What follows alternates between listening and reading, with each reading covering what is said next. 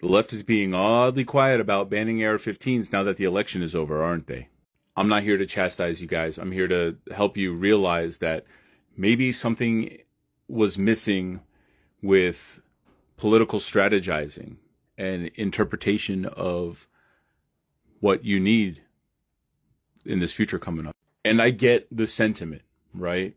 Horrific things were being done with these weapons, and it didn't seem like anybody was trying to stop it. And the issue here that we need to realize is just how out of touch the left has been in regards to many issues, and the election is just kind of like a signifier of that. When it comes to national political strategy, this has been very damaging to our side because a lot of people will not start considering left-wing arguments until the gun control issue is clearly dropped. Michigan and Vermont have this down pretty well. Overall, pretty left-leaning. Overall, high rates of gun ownership. Conversely, we saw Beto throw his campaign away when he said, hell yes, we're going to ban AR-15s. And literally all he had to do was stay quiet about it. And on a personal level, we're going to cause a lot of trouble for ourselves. Because not only are the right wing emboldened right now and willing to do more political violence, but you guys are going to increase the number of firearms in your communities. And that alone raises the amount of firearms incidents and deaths. Never mind that you've vilified them for so long, you've probably never touched one.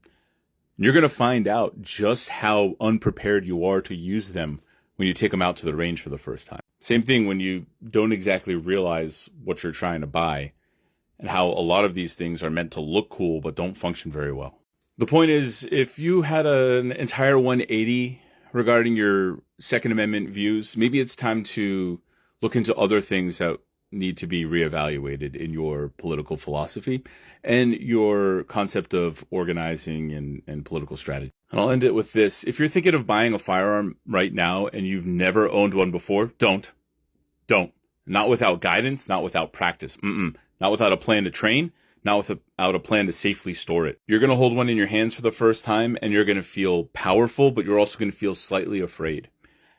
And that is not a good combination to add on top of everything else that you're feeling right now.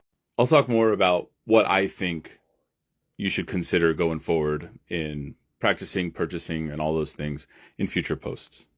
What do I know? I'm just a moose.